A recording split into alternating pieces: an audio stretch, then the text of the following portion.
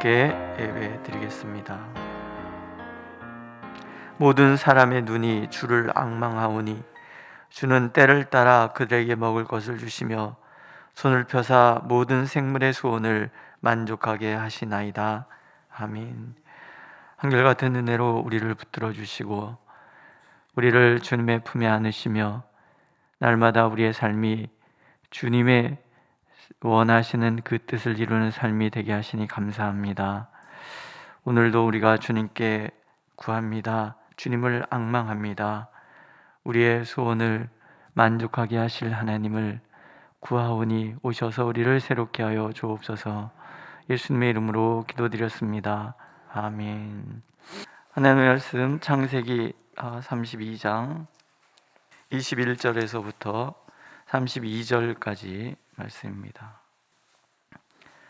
창세기 32장 21절에서 32절 함께 읽겠습니다. 21절 그 예물은 그의 앞서 보내고 그는 무리 가운데서 밤을 지내다가 밤에 일어나 두 아내와 두 여종과 11 아들을 인도하여 야복 나루를 건널세 그들을 인도하여 시내를 건너가게 하며 그의 소유도 건너가게 하고 야곱은 홀로 남았더니 어떤 사람이 날이 새도록 야곱과 씨름하다가 자기가 야곱을 이기지 못함을 보고 그가 야곱의 허벅지 관절을 치매 야곱의 허벅지 관절이 그 사람과 씨름할 때에 어긋났더라.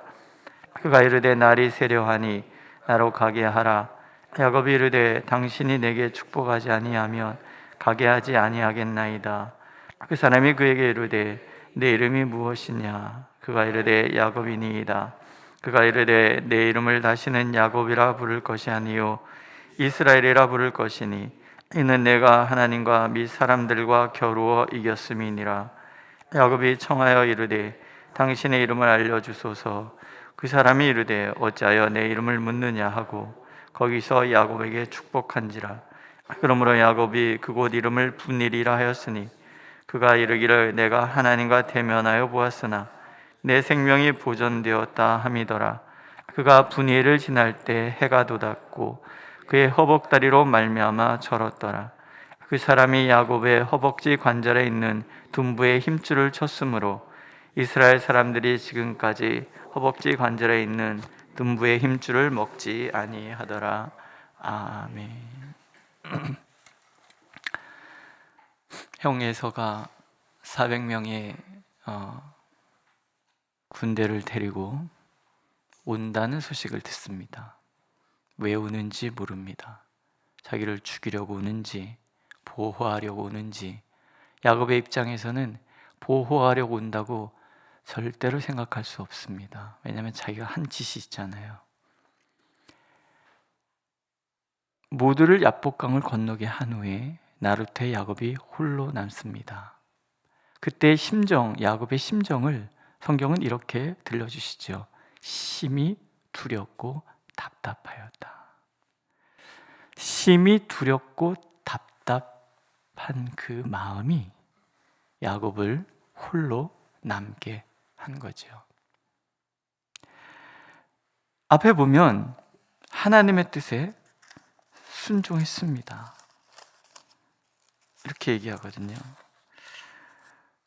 하나님께서 내 고향 내 족속에게로 돌아가라 하셨고 내가 내게 은혜를 베풀리라 하셨습니다. 지금 그 말씀에 순종해서 제가 지금 돌아가고 있습니다. 순종했다는 거예요. 또 하나님이 그 베델에서 떠날 때 주신 약속도 있어요. 내가 내게 약속한 것을 다 이루기까지 떠나지 않을 것이다. 그 결과는 지팡이 하나만 가지고 요단을 건넜었는데 지금은 2때나 이루었습니다. 하나님이 은혜를 베푸셨다는 거예요. 그리고 약속도 하셨어요. 내가 반드시 내게 은혜를 베풀어 내 씨로 바다에 셀 수 없는 모래와 같이 많게 하니라. 근데 지금 에서가 다가오고 있어요. 죽을 것 같아요. 순종도 했고 하나님 은혜도 베푸셨다는 것을 알고 약속도 있는데 앞이 보이지가 않아요. 마음은 답답하고 아픔 보이지 않고. 왜 그럴까? 왜 그럴까? 생각하는 거죠. 그 야곱의 고민 속에 하나님이 찾아오십니다. 그리고 기꺼이 야곱과 씨름하시잖아요. 야곱의 자아와 하나님이 부딪히는 거예요. 야곱도 결사적으로 부딪히고 하나님께서도 결사적으로 부딪혀 주십니다. 새로운 자아로의 거듭남을 위해서 하나님도 야곱도 밤새워 몸살을 앓는 거예요. 신앙의 싸움은 자아와의 싸움이에요. 우리의 모든 환경 속에서 형성된 왜곡된 자아, 이 세상의 가치에 무장되고 내 욕망으로 무장돼 있는 나의 자아, 이 자아와 하나님의 가치관으로 거듭나야 할 새로운 자아와의 싸움이다. 내가 옳다고 고집하던 모든 것이 하나님 앞에서 무너지고 하나님께서 옳다고 말씀하시는 가치관으로 새롭게 거듭나는 과정이 신앙이라는 거죠. 홀로 남았다. 골방이라고 그러죠. 기도는 내 자아가 부서지는 과정이에요. 나를 지탱해 오던 그 모든 것을 하나님 앞에서 다 무너뜨리는 과정. 하나님께서 허벅지 관절을 치시잖아요. 지금까지 야곱이 버티게 했던 쓰러지는 거예요. 제가 허벅지 관절을 태권도 배울 때 겨루기 하다가 한번 맞아본 적이 있었거든요. 세게 거기를 맞으니까 그냥 푹 주저앉아, 일어나지도 못해. 푹 주저앉아서. 나를 지탱해왔던 것들이 확 무너지는 시간, 그게 기도의 시간인 거예요. 첫 번째 무너지는 것은 자신의 꾀를 의지하던 자아가 무너지죠. 한번 보세요. 형이 온다는 얘기 듣고 나니까 먼저 이제 사실을 보내준 거예요. 내가 온다. 떠보는 거죠. 근데 형이 무장하고 군대를 겨누리고 오잖아요. 그러니까 이제 먼저 선물을 보내서, 선물을 보내면 환심을 사려고 하죠. 뇌물은 형통하게 하는 게 있잖아요. 그래서 가끔 꽃도 보내고 선물도 보내고 우리도 그러잖아요. 뭔가 이렇게 보면 뭐 이딴 걸 보내? 그러면서도 마음이 좀 누그러지잖아요. 그래서 좀 선물도 보내고 그것도 한 번 보내지 않고 한 번, 두 번 뭐 이렇게 보내고, 그 다음에 자식들도 쫙 해서 좀 나쁜 사람이에요. 종의 자식 먼저 앞세우고, 그 다음에 레아의 자식 앞세우고, 그 다음에 지가 좋아하는 라헬하고 그 요셉 앞세우고, 그 다음에 지가 맨 뒤에 가요. 계획을 다 세우는 거예요. 계획은 다 세웠지만 두려움이 사라지지 않아요. 이게 하나님이 원하시는 건 아니라는 거죠. 두 번째, 복을 쟁취해야 한다던 자아가 무너져요. 그 사람이 가로되 날이 세려하니 나로 가게 하라. 야곱이 가로되 당신이 내게 축복하지 아니하면 가게 하지 아니하겠나이다. 자신의 무능력함을 인정한다는 것보다 어려운 것은 없습니다. 야곱은 자신의 모든 것을 다 할 수 있다고 생각을 했어요. 애서 속여먹는 건 너무 쉬웠어요. 이 사람은 배고프면 뭐든지 다 해. 그러니까 팥죽 쓱 보여주면서 이거 주면 이거 먹고 장자권 팔지. 그러니까 아우 배고파 죽겠는데 그게 뭔 소용이냐. 그러니까 좀 이렇게 신중하지 못한 면이 있는 거죠. 다 이용해서 그것도 뺏고, 물론 엄마가 시키기도 했지만은 지가 마음이 없었으면 하겠습니까? 지도 마음이 있으니까 그래서 눈 어두운 아버지 속여서 장자권도 뺏고. 외삼촌 집에 갔을 때도 하나님 물론 약속하셨지만 나름 자기 수단을 다 사용을 해서 부자도 되고 뭐든지 자기는 하면 다 된다고 생각하는 사람이에요. 근데 내가 뭐든지 할 수 있는 게 아니라 내가 할 수 있는 게 아무것도 없다라는 것을 인정하는 것은 힘든 거예요. 그렇지 않습니까? 자존심 내려놓는 게 쉽습니까? 없어요. 왜 우리가 화가 나고 왜 우리가 싸우고 왜 그래요? 내 자존심이 안 무너지잖아요. 그거 무너지면 싸울 일도 없고 화낼 일도 없고 그럴 텐데 그게 안 무너져 갖고서는 발버둥 치며 살잖아요. 어렸을 때 그런 얘기 많이 했어요. 사나이 대장부는 3번 우는 거야. 태어날 때 울고 부모님 돌아가셨을 때 울고 내 자존심이 무너졌을 때 울고. 되게 멋있어 보였어요. 어렸을 때는. 근데 세상에 그거보다 어리석은 게 어디 있습니까?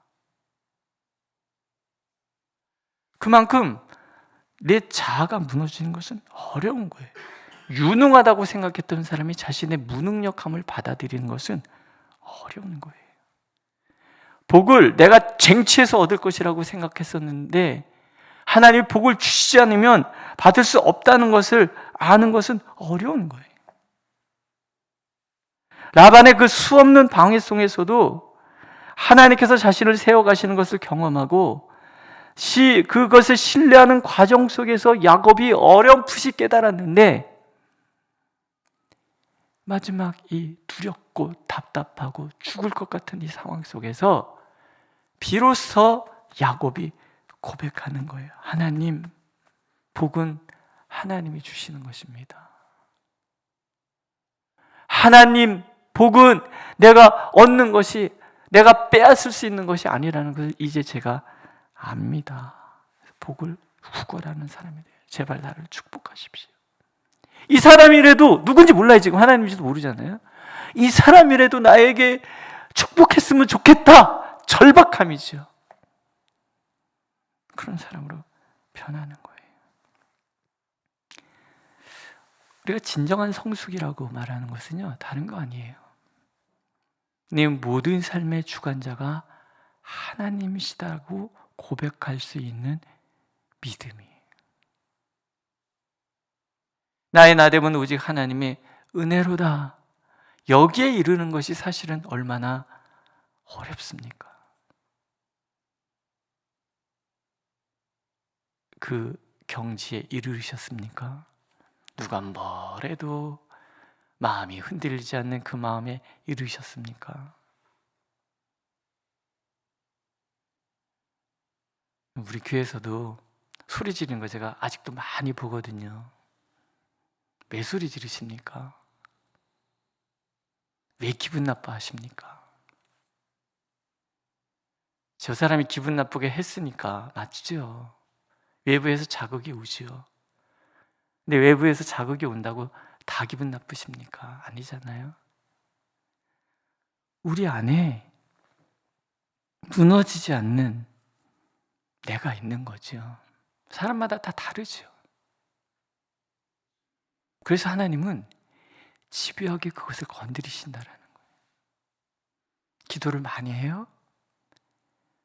틀림없이 기도가 많이 쌓이면 내 마음에 소용돌이가 찾아와요.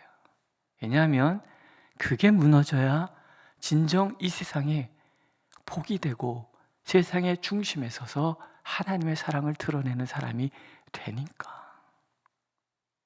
그래서 하나님도 최선을 다해서 야곱과 부딪히시는 거고 야곱은 몸부림치면서 그걸 지키려고 하는 거죠.